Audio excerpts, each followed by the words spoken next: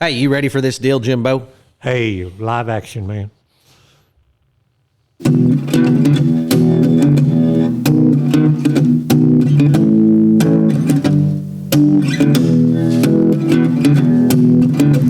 Old stories like long lost friends, rodeos and late night bends, history before our time, round pens and pasture rides, cowboys of the Osage.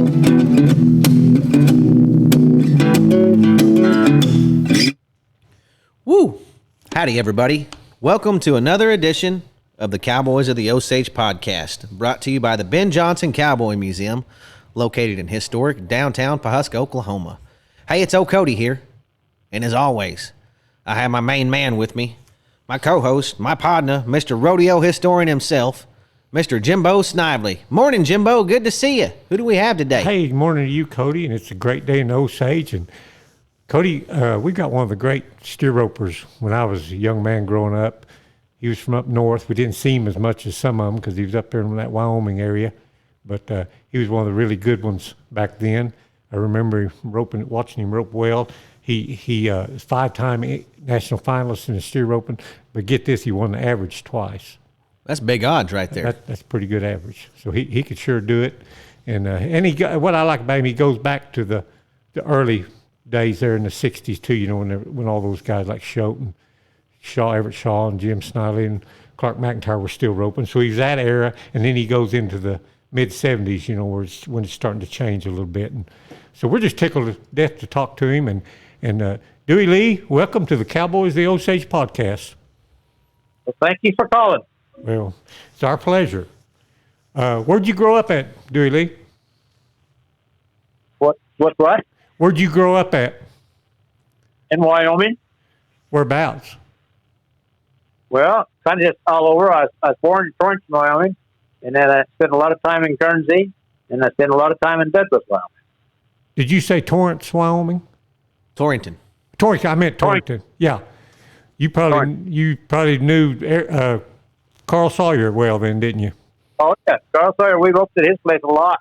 Yeah. My dad and him were real good friends. Yeah, well, he was a real good friend of our family, and I remember him well. He was sure a nice guy. Yeah. Sure. Well, how'd you get interested in roping? I run a lot of cattle in his pen. Oh, yeah, I bet. He was sure a swell fella, for sure. Well, how'd you get interested in the steer roping? How to get interested in steer roping? Yes, sir. Well, we just lived on the ranch, and, you know, I rope anything and everything on the ranch. Right. And stuff, and it just come along, and we just started coming with steer roping into Wyoming, and we had a couple horses. It was pretty good horses, and so I roped on my out in the pasture, anything and everything, cows and this and that. So we started roping steers. Who were some of the steer ropers back then from that area that you looked up to, Dewey Lee? Oh, Everett Shaw and Jim Chaffee. He was a guy that roped there. He lived in Cheyenne. He roped with my dad every Wednesday. He come through because he's worked for Montgomery Ward's and sold tires. And he'd bring his horse with him up, and we'd rope every Wednesday where we'd rope. It's our place. And then sometimes during on a weekend, so we go down to Cheyenne and rope at his place. Right. Your dad had a motel or something up there, didn't he? No, we had a bar. Okay, Guernsey. bar. Okay. Guernsey. Okay. And Guernsey, that's a little town. Is that in Nebraska or Wyoming? that's in Wyoming. One of the biggest plants they practice the National Guard practices there. I forget how many million acres they have there. They run around, you know, and shoot their guns and stuff from Guernsey all over the country there. You know, here a few years ago, Jimbo, I was in a bar in Torrington, Wyoming, and they had a Calcutta board from back in the day when they used to have a bunch of big steer ropings in that area. You familiar with that Calcutta board, Dewey? Well, I don't remember it. I remember it was there and stuff because it Doc Haverly, Doc owned the bar, and he was a good friend of Carl Sawyer's and a good friend of ours. And so I remember, but I don't remember what exactly it did or whatever. Now they hold the National Circuit Finals steer roping up there in Torrington, Wyoming, Jimbo. Really? Yes, sir. Yeah. Yeah.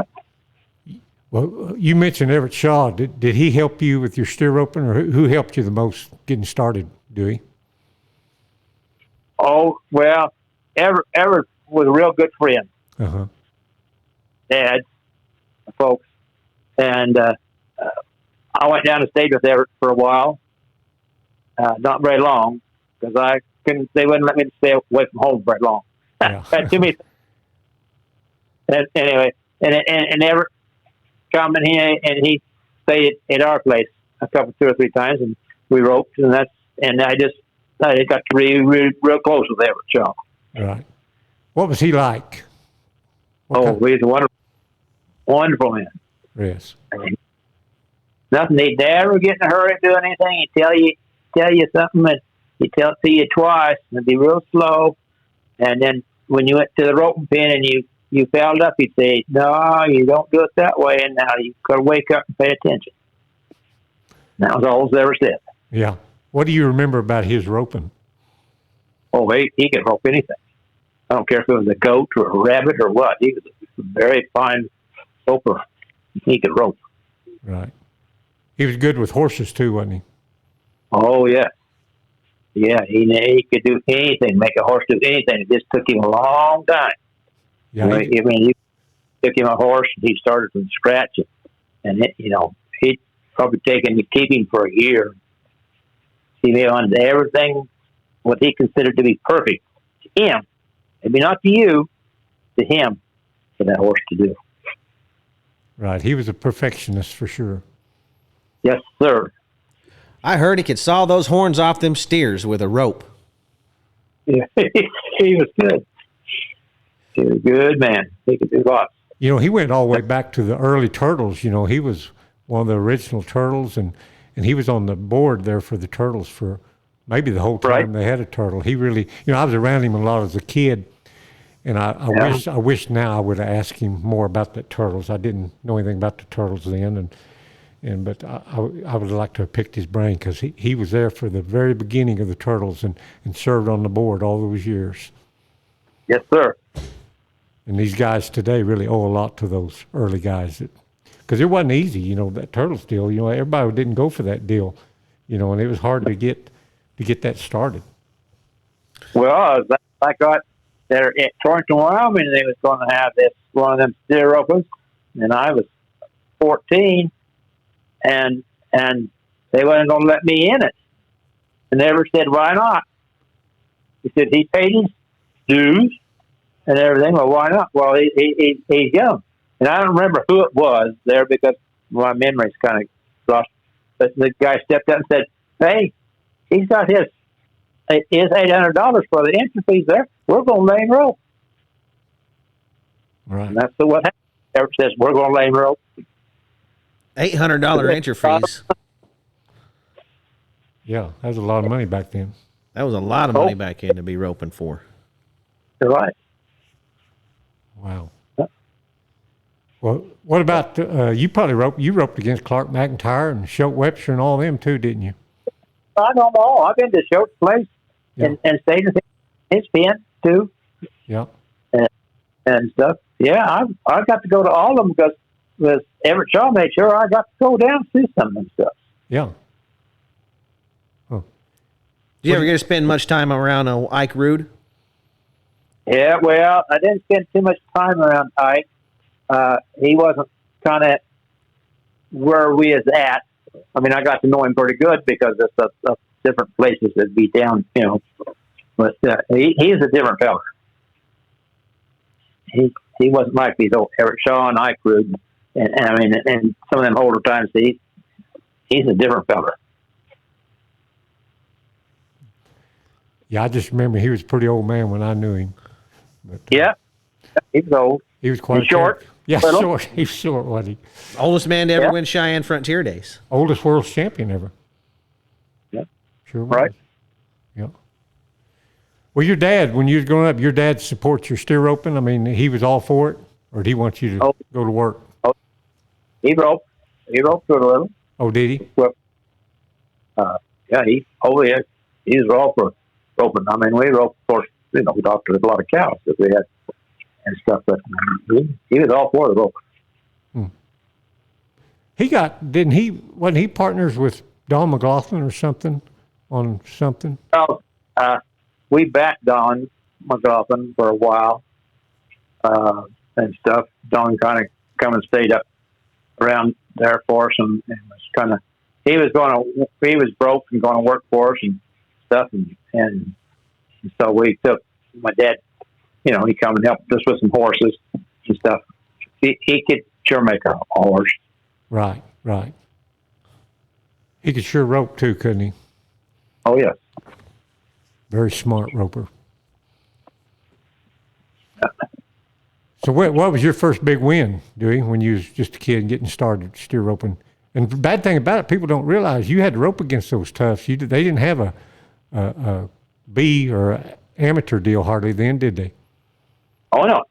You went to one of their steer ropes, you paid their, whatever their entry fee was, and you roped with them out of the same box and the same cap. Right. And you was going to come rope with them, you're going to do it their way.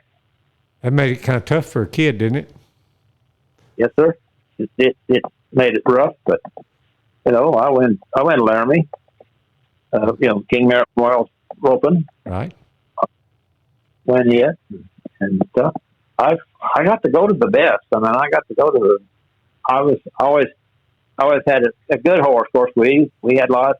We run cows and stuff, and we had use for horses, and we did everything horseback at that time. I had some good horses. Right. You roped here at Pawhuska in 1963 at the national finals. What do you remember about that? That was your first trip to the finals. I was kind of a foot at that rodeo. I was riding a little buckskin horse.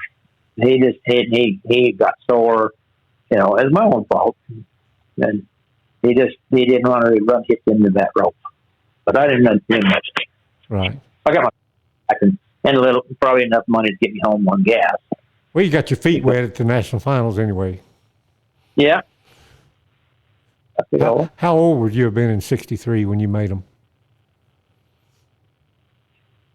I was 20. Yeah, that's pretty young to be going against all those old world champions. Yeah, but old Everett. Yeah. And then they all come to Wyoming and stayed with us. Yeah. Because they were just common people. I mean, that thing about it was there wasn't no better people than them. Nope. Dewey, what did you guys do to get your horses working back then? How did you train a steer horse? Oh, we generally had a log sitting out there somewhere and wait till morning. We'd log them with them, just around, and we generally logged them in a big old corral. We had a big old cow corral at the ranch, and that's where we using that because we couldn't get away at that corral. Couldn't run through that corral. I mean, it was big posts all the way around, and it was a big one. It was like 400 foot long and 200 foot wide. So we worked cows and stuff, and we sorted cows and stuff. They couldn't run off, and they got started with it and Carl Sawyer and them.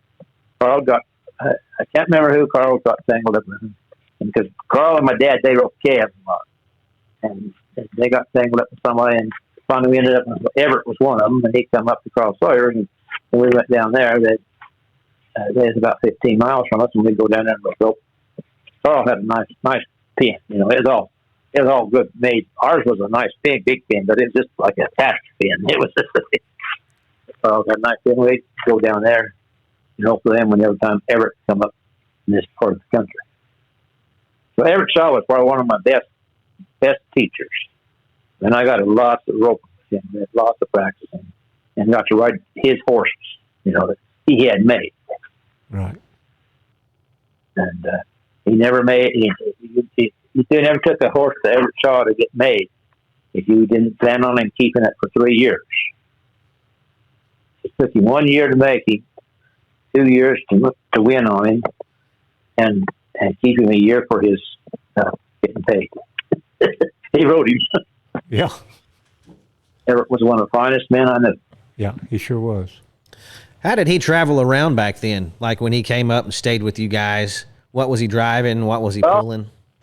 Had a Civic car, old Civic car, and a 2-horse trailer that was just had truck wheels on it. You know, they all had them old big truck wheels on them, 1020s, and didn't have no top on it, but maybe it had the bars up there for the top but they had a canvas around the front so that the horses, you know, wouldn't get hit with the bugs. And that was it. They backed the car up. They put a 1-inch pin down through the hitch. That's how old they were. They didn't have no ball or this, that. And away we go. Whenever you left the Everett, you made sure you had at least 1 gallon of water in there for you to drink, and maybe all the crackers out of the cracker box, because sometimes we didn't stop too long because we never go very fast. We just go from one place to another. You better have you some crackers somewhere here to eat. Did you used to go to the Cheyenne Frontier days growing up? And I went there, I think I participated there 16 years. Rope calves and zero. What about when you were a boy growing up? Did you go watch it? No, sir. We never went and watched it until my dad entered it one time. We went and watched it. That was the only time we ever went and watched it. What do you remember about that time your dad entered it? When y'all went and watched it?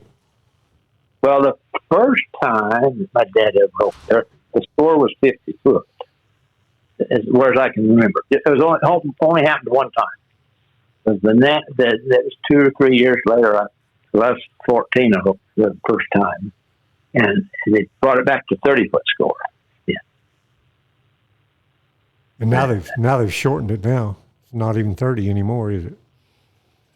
Well, I thought it was a year ago.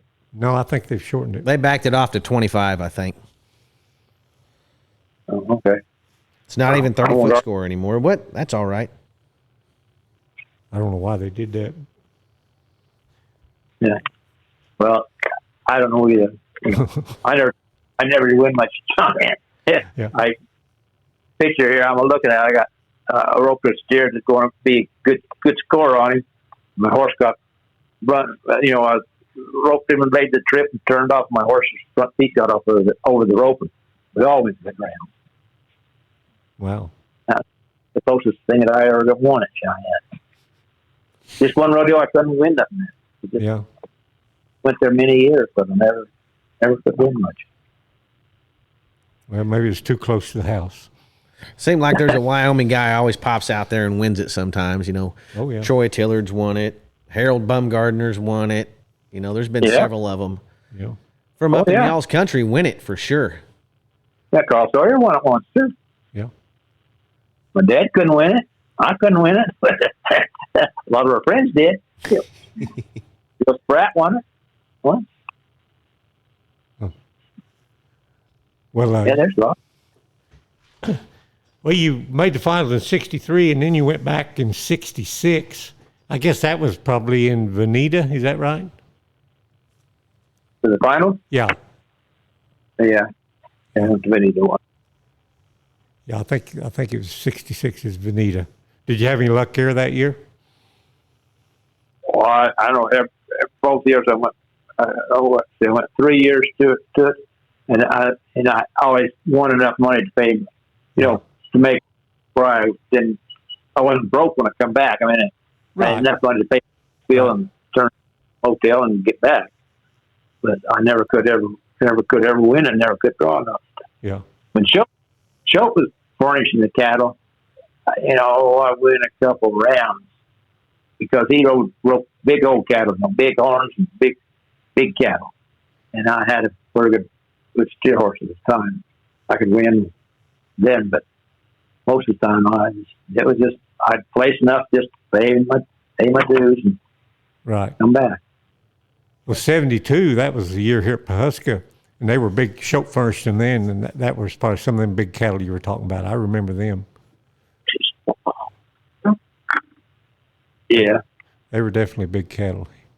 I think I've told it before, but they roped them over at Lenapotty's jackpot in around 1st of July, and then he just turned them out on grass for the next several months before the finals, getting them ready. And they were big when he roped them at Lenapot, and then he just turned them out on the grass, and they were sure big fleshy steers in September there at Pawhuska. Yeah. Dewey, did you guys make your own ropes back then? Or were No, they sir. readily to buy from like King's? Well, it wasn't King's Ranch. We didn't buy it from King for quite a while. I mean, I bought a lot from King Rope, but we had a little place there in Torrington, Wyoming, where Carl Sawyer and stuff run, and he got in. But I roped with grass ropes. I took steers with grass ropes for a long time because we didn't have many nylon ropes around where I was at in Torrington. You know, I roped with the old grass ropes. Yeah. Did you ever break any of them? Oh, a couple different times, but it was Journey own fault. You know, where you get to works around your horn and stuff. You know, you kind of get it roughed up around there. Sometimes from turning, and if you cut some of it off and make it new all the time, they don't break. Right. It's just my own fault. I'm not getting old, you know, just getting roughed up. How do you guys ranch in the wintertime up there in Torrington? Do you keep all your cattle up in pens, or are they all turned out, or? Well, it's all turned out. We fed out in the pasture. We just had loose hay. We put loose hay up in the summertime out in the pastures, you know, especially with grass and stuff. We put it up in hay stacks and then went out there and put fences around it. In the wintertime, we fed feed because there was nothing in there in the summertime where cows were all up closer to the mountain. Then you had to go in there in the winter and put it on a trailer and take it out to the pasture, or how'd you do that? Well, we put, most of the time we went down and moved the fence in because there were all pole fences around them, Right. you know, and we just moved the fence back and let the cows eat all the way around the haystack, Well, you know, and next day or two we'd go back out or 3 days along in there and move the fence back again so they could eat more. Because the haystacks were all over our pastures because just wherever we had big crested wheatgrass or something, we'd go around and cut it, put it up. You know, we had one stack of hay, or if we had 5 stacks of hay, we just put poles around it. And in the wintertime, we just go down there on horseback and move the poles back so the cows could eat. What about water? Did you guys have to chop ice up there? Yeah, we chopped ice, a lot of ice, but the irrigation canal wasn't a great big canal. It wasn't one of these like these great canals. It was probably only 8 foot across at the top, run down through there, and it left enough water holes in there, and you get a lot of there, get water. And that's it. We just go down, break open the ice waters there, and we had a couple of windmills, most of them, so we could get water for cows.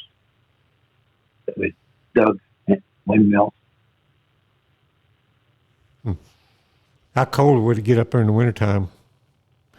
20, 30 below. Is that all? Well, that go. No, that's pretty bad. Woo! I can't imagine having to go out and riding your horse out there to get around them to do anything. No, I can't either. I remember lots of mornings like that. Go out and get on the horse. Go down to feed kick. Go down to move the fence down so you can feed your cows. What kind of breed of cows did you have back then, Dewey? Well, we had most of ours were all white-faced cows. Yep. We had a few black ones, but we didn't. We had a ranch on each side of us, and they kind of had half and half black and half white face.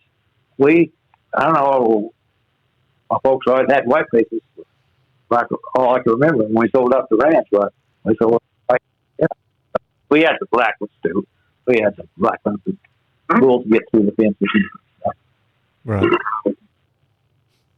And we'd keep a heifer or something, you know, black heifer, black white face heifer. Sometimes it'd be all black. How many horses? Little, How many horses would you usually have on the place any given time? oh, the most we'd have. Sometimes we'd have 600-800. Because my granddad worked roads. He's the first one that made a road from Cheyenne, Wyoming, down to Laramie, Wyoming. Yeah. He made first road down through there. We had a lot of work horses. Huh. I'll be darned. And so we had horses. Just lots and lots of horses. Wow, that is a lot of horses. Yeah. You know, Wyoming steer roping country. I know a lot of steer ropers from Wyoming. Oh, yeah. You know, going on back, I'm sure you knew Bob Moore, you know, Jim Moore's dad. Yeah. Yeah, he was Bob Moore. he was one of the old steer ropers back then, my grandpa's day. Sure was. And King Merrick. Yeah, King Merrick. Yeah, can't forget King Merrick. Stayed at their ranch, Everett Cheyenne. King Merrick. And Grandma. Yeah, she was there. And Jim Chaffee was another one. He worked for Montgomery Wards, but he was born and raised in Texas. But he worked for Montgomery Wards, the store Montgomery Wards in Cheyenne, Wyoming. He got transferred up there and thought he went to heaven up there. Wasn't too many people around. Montgomery Ward, 30 years. I'll be Old tired. He drove around in a pickup. He went to all that. I mean, he went the whole state of Wyoming. He drove around, drove Montgomery Wards, tires. Just he'd have a bed full of tires in the back of his truck, I guess. Yeah, well, he just kind of had he just had the catalogs and go around, and he knew everybody there, and he just drove the land, you know, in the country, and he got to where he knew everybody. And he sold tractor tires, truck tires, car tires. What was your favorite rodeo? What was your favorite rodeo, Dewey? What was my favorite rodeo? Yeah. Well, I don't know if I had a favorite rodeo. But, I tried to go to all of them I could get at. And there was never so really favorite. Like the old Cheyenne, but I couldn't win nothing. What about Pendleton? Oh, Pendleton, yeah. It's a good rodeo. I've been there a couple times. Yeah. You've even found your wife at Pendleton, didn't you? My wife. Yeah, well, there you go. You better say that was your favorite rodeo then. You get in trouble. What'd you like? Yeah, go ahead. She's the queen. That's what. Yeah, queen. Yeah. That's quite a deal. Queen at Pendleton. Yeah. So you got along pretty good on that grass up there. Yeah, I never did have no problem. We generally went barefooted. Yeah. There we just took the shoes off when we get there and run them barefooted. A horse barefooted, he's got way more balance on when he's barefooted than he is with shoes. Yeah. Well, some of them put some cleats on their shoe. Shoot them with cleats. Oh yeah, they put pegs in them. They did everything. Yeah. And I tried it once or twice. Or, I don't know, maybe more than that. But them horses, them good steer horses, you know, most of them weighing 1,200-1,300 pounds, and you're just going to go. You didn't shoe them, you know. You didn't trim their feet, so you make it so when you got there, you could take the shoes off and still have plenty of hoof.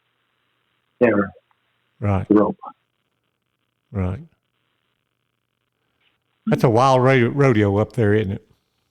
Oh yeah, because we come up there and we go to Walla Walla first, and then we stay there for 3 days after Walla Walla was over, and the slack started. Yeah. So that's where my wife comes from. They used to have an RCA rodeo at Ogallala. Yeah, Ogallala, Nebraska. Yeah. Do they still have that, or do you know? I have no idea. I could. They've been there for 20 years. Yeah. Ogallala. It was kind of a rodeo. It was a nice rodeo. I mean, I've been there and roped and stuff, but it just wasn't one that just let me win. Yeah, yeah. I went to a PRCA rodeo in Lusk, Wyoming one time, Jimbo. I've never heard of that. Oh, Lusk. But they had good rodeos in Lusk, Wyoming, because they had generally pretty good stock there for the bucking stock and the steers and stuff. And I can't think of the guy right now off my head that raised some Coriani steers already. He didn't raise them. He brought them up in the spring and feed them because he had a bunch of state land or government land of some kind that he could just turn them loose on and just let them run. You know, he just let them run out there and he'd sell them in the end of the year. This Coriani steer, just bring them up there and dump them off. He had 2 or 3 rodeos. He put them on. You know, he'd have maybe 100 head out there. He'd run them all summer. So he'd run 2 or 3 different ropers on them. And there's some good ropers up there, good steer ropers. Just little ones, you know, maybe 15, 20 guys, you know, in put up 3 young and go rope. They used to have a good RCA rodeo at Lander. Do they still have that, or do you know? No, they don't have no more.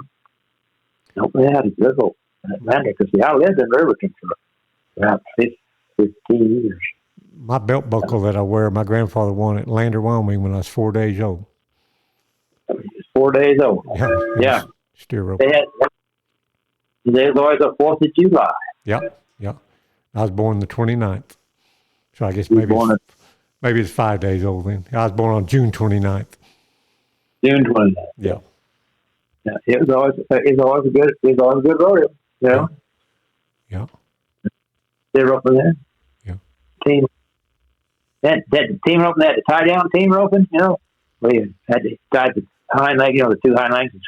Yeah, right. And then the team rope too. Had hard and fast team rope on head and heel. At Lander. Yeah. Did you ever do any tie down team roping, Dewey?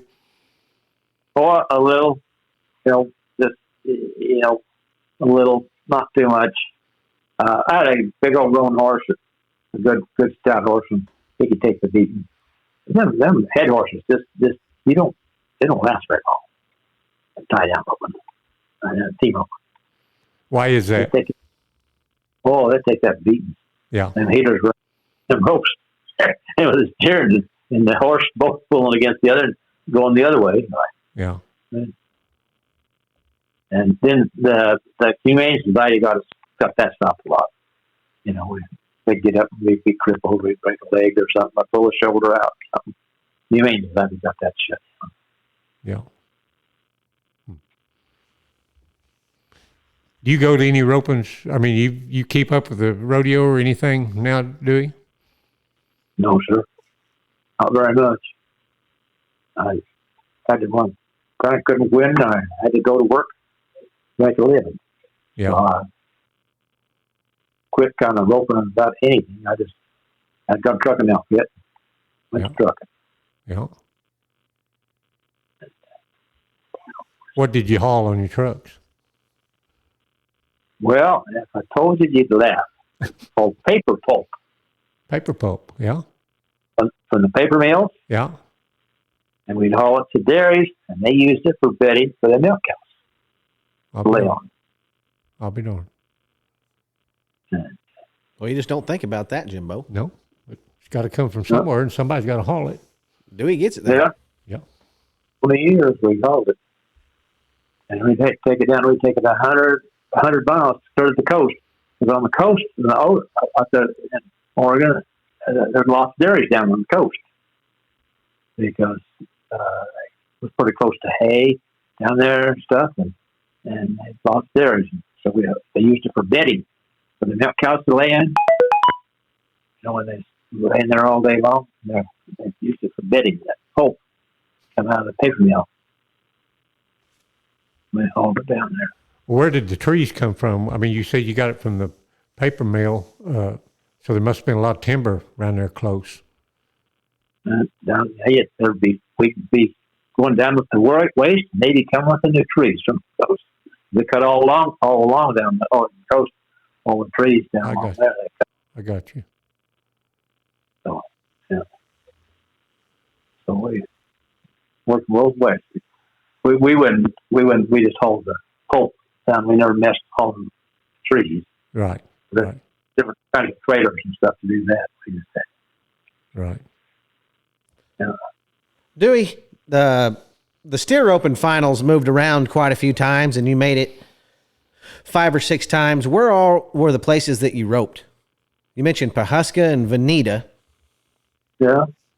McAllister, Windfall, Cheyenne, Cleveland.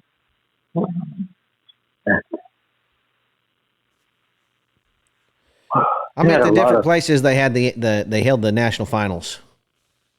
Laramie was national finals with most all in Laramie that I went to. They had some in Oklahoma City. I don't remember where they were. I never got to go to them, so I can't remember where they were at. But there's the national finals. Did you go to you went to the one they had in McAllister, you said, when they had the national finals there? Yep. Do you remember anything about that, Dewey? Not much. I went and stuff, and I went enough money to pay my round trip, my gas to get home, to get down there and get home. That's about all. My dad went quite a few times. Him and Carl Sawyer. They went to McAllister quite a few there at the prison, the rodeo. Is that where they had the finals that time you made it in McAllister? Did they have it at the prison? Yep.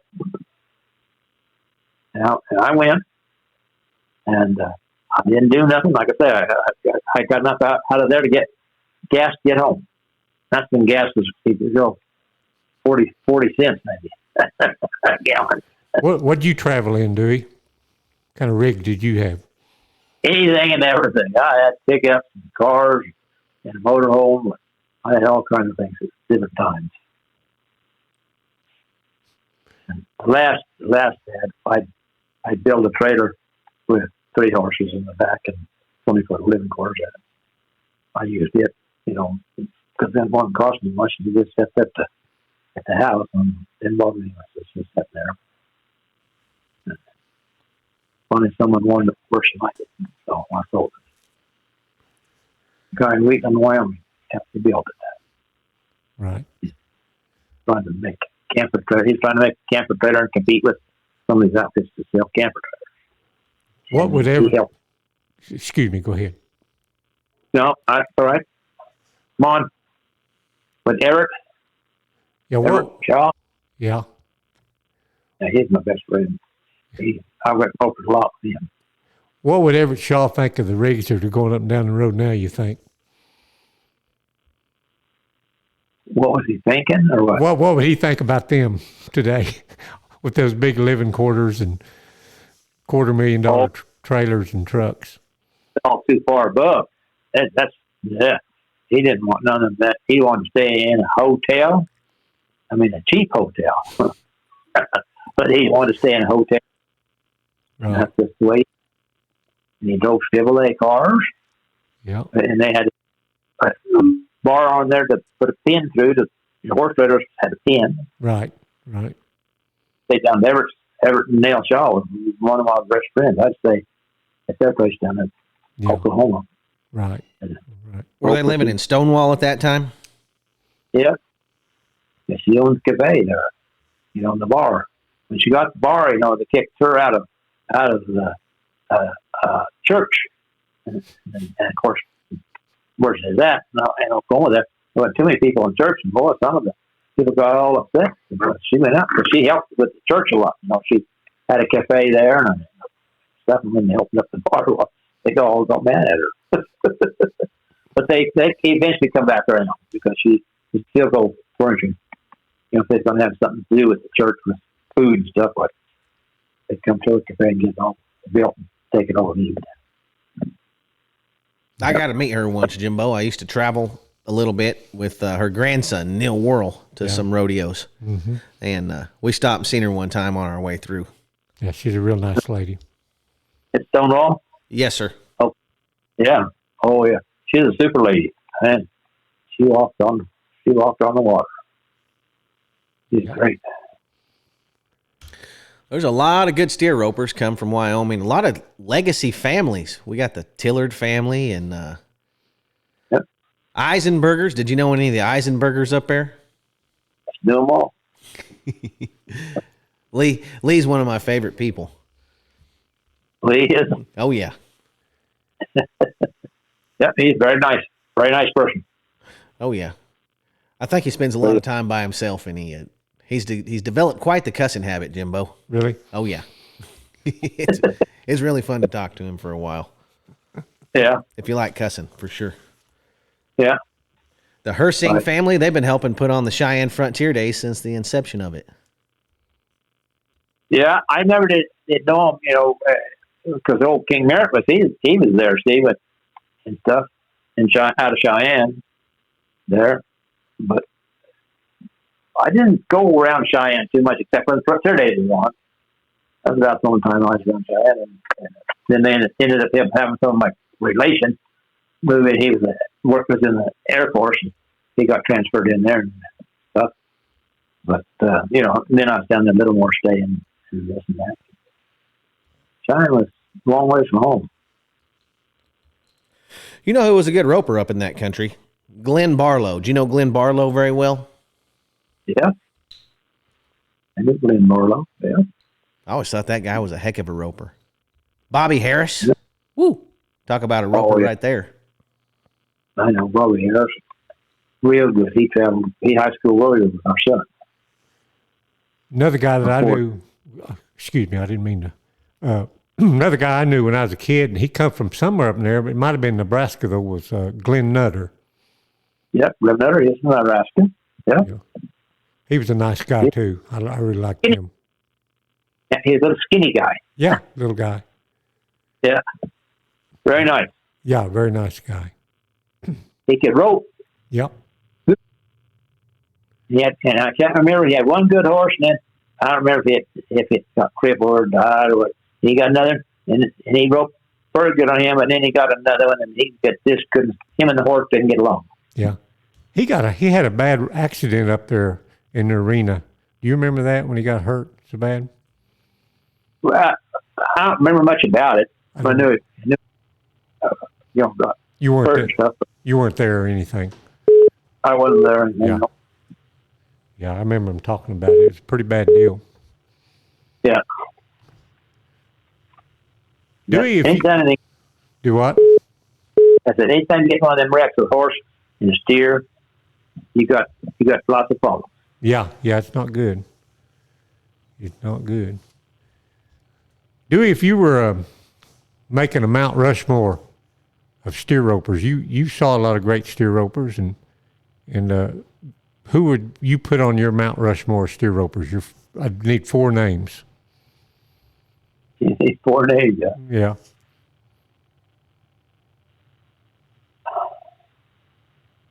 Well, one of them would have to be Everett. Sure. He's one of my friends. Yeah, I knew that was coming. That's a give me right there. Yeah. He's on everybody's list just about.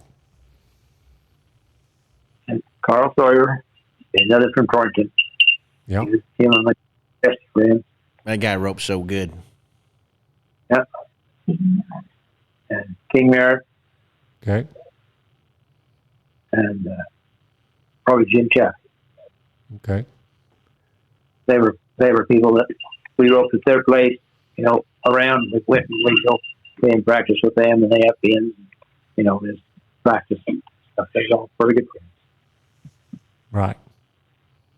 They roped tough. I mean, they roped tough in the years that we were roping, and the younger generations come in and just ease them all plumb out, Sure. But I thought you might have put Sonny Davis on there.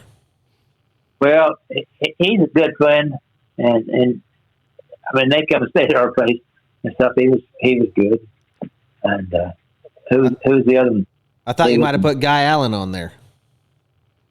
No, James Allen. James, I put James on it. Guy wasn't that Guy. I don't know. Something happened between me and Guy, and it just.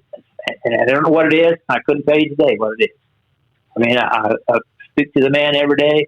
You know, everything got along good and stuff, but I don't remember what it was. It just irritated me about a horse. And that's all I can tell you. It's about a horse. Something happened to a horse. And I didn't like what he did to it. What's it? God, I heard that. Something to God. What about Olin Young? What do you remember about Olin, Dewey? Oh, he was a super friend. Yeah, he was guy, good. Wasn't he? There wasn't enough that he wouldn't help you do. I mean, you know, if you needed a biggin string, or if you needed a second rope string or anything else, if he had it, he'd damn sure give it to you. Yeah. I always thought he's the best roper I ever saw. You know, I sure liked his roping. Yeah, everything had to be just right. Yeah. Did you make your own piggin strings out of grass? Nope. There's too many people that was talented to do stuff.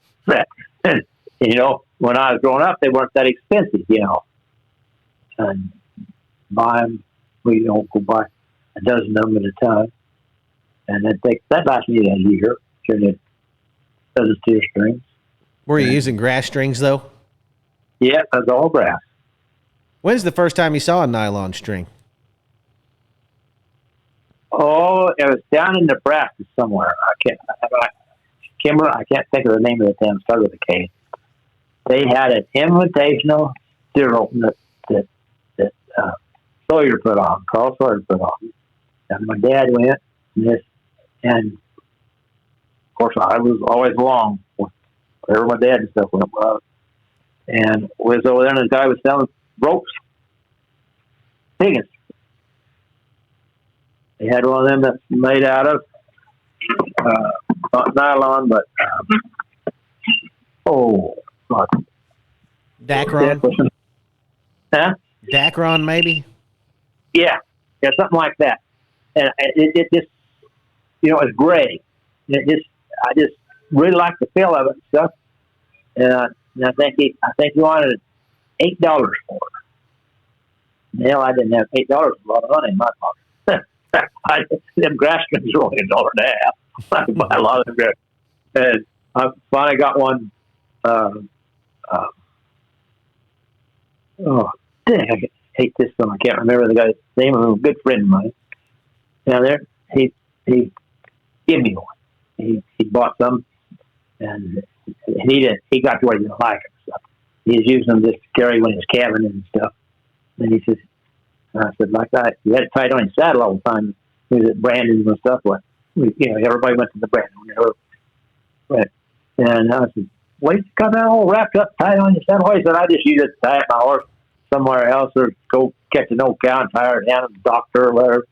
He said, do you like that? I said, well, I did like them. He says, here, just give it to me. I had it for a long time. But by that time, it was more plumb out. But, I can't remember who made them. But did you? They didn't last. Did you used to ride your rodeo horses a lot on doing a lot of ranch work on them and do everything on them? Yep. Yeah, we did everything on them horses that we were rodeoing on. They got rode out. You know, we didn't make it a thing that went on every day or anything. I mean, if they got hot and stuff, and we have to go ride, but we didn't. Yeah. We had ranch horses that ride. We didn't care about if they got heat stroke or whatever. If you're just going out for a little ride or something, go gather up a cow or something, and had a calf or something. And your good horses were journeying around the trails or somewhere around the house. They have one of them quick and go down and bring the calf back to the heart. Where y'all at now? Where we're at now? Yeah, are you still in Wyoming? Arizona right now. We got a place down here in Arizona. There's an awful lot of people from Wyoming that seems like they got a place in Arizona also. Yep. Have you noticed that? Nice place to be. Yeah, man. It's almost the roping capital of the world right now, I think, Arizona. They have a lot of team ropings there. I think they've been having some steer ropings out there too. Yeah, they've been having some, but I Doc Baker was my good friend. He lived down the road here from me, about 15 or 20 miles. He had a place down here. Every winter while he'd come down and rope steers, he'd bring steers down with him. He put on steer ropings down here at his place. And There's a lot of ropings down here. There's a roping every day. There'll be a woman's roping, there'll be a kid's roping, and there'll be a man's roping. Be 3 different varieties of roping. Sounds like a roper's paradise. Yep. Oh, yeah. Every day you can go to a roping. And, you may go with the same one 4 or 5 days in a row, and he'll let his cattle rest one day. You go to another, they've been roping them for the last 3 days. They have lots of females there. Every day there's a female somewhere. You can find one. I don't even go see him. I haven't had a horse for 4 years. 4 years. 40 years I ain't had a horse. Well, you don't have to feed them that way. That's right. Time flies when you're having fun. That's right. We like travel. We went many miles in the motorhome, my wife and I, and another couple. We traveled all over the United States.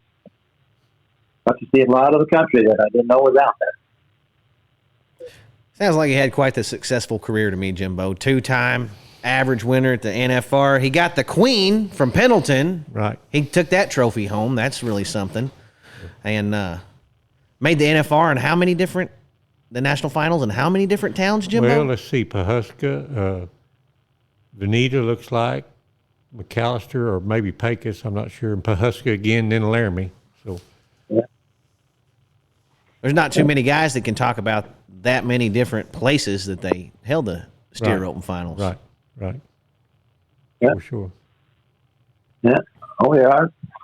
I was real fortunate. I didn't, had good horses. I mean, my dad, we bought horses, trained horses, and sold horses and stuff. I was journey mounted really good, and I was kind of stingy with them. I didn't let every Tom, Dick, and Harry ride him. There's a lot of times that we bid a roping or something, and they come up, their horse come up sick or something, or get hurt or something, and I'd let them ride on. But no more. Most of the people didn't like riding mine because they ducked off too quick. The steer roping horses, they're not like a calf roping horse or a bulldogging horse. You don't see too many different guys riding someone else's steer horse. It's kind of like someone's wife. That's right. You're the only one allowed to ride them. Right. And there's a lot of roads that no one else wanted to ride. Yeah. Well, we sure appreciate you coming on today and taking time out of your day to tell us some of your old rodeo stories, Dewey. Okay. Yeah. Well, I thank you very much for having me. I appreciate it. Dewey, I really appreciate you. Like I say, you brought back a lot of memories for me, and I'll tell Joe I talked to you. And That's right. And well, you guys just keep up the good work, because sometimes you come up with some pretty good stories in some of them magazines. Okay, well, I'll let Paulette know when this is going to come out too, before it comes out, so y'all can listen to it. Okay. Yeah. Sure would appreciate that. Okay. Well, Dewey, you take care, and we really thank you. Thank you. You have a good day today and a better day tomorrow. Okay, we appreciate that. I like that, Jimbo. Good day today and a better day tomorrow. That's a good sign off. That's a great sign off. All right. We're always talking to all these historical guys, and I love it, Jimbo. Yeah. And you're one of them, Dewey. We appreciate it. We appreciate all the mark you left on the rodeo community, for sure. I appreciate you coming and talking to me and stuff, and I hope you have a good day. Yes, sir. Thank you, sir. Well, everybody, until next week, this has been another great episode of the Cowboys of the Osage podcast. Jimbo, you got anything for them? No, just come see us at the museum. Don't forget to like and subscribe and throw a comment on there. Jimbo comment back. They don't allow me to do it. What'd you say, Dewey? I said, where is the museum at? Oh, it's downtown Pawhuska, Oklahoma. Downtown Pawhuska, Oklahoma. Yes, sir. Okay. I'm going to have to come see it. Yes, you all need to come. There's a lot to do here. The Reed Drummond, the pioneer woman, she's here. Your wife probably knows who she is, and you can come see her place and come to the museum. Holler at me. I'll give you a tour, and we'd love to have you. All right. Well, we thank you for the invite. Don't forget about that buck and flamingo, Jimbo. Yeah, and Cody owns the Buck and Flamingo, world-class jewelry store, one of the biggest in the country, if you like turquoise jewelry. And No, I don't like turquoise jewelry, but my wife does. yeah. That's what I... Even better. Yeah, that's even better. That's more for her, less for Dewey. Right. All right. Well, until next week, we'll see y'all. Yeah, see y'all. Thank you. Thank you. Bye.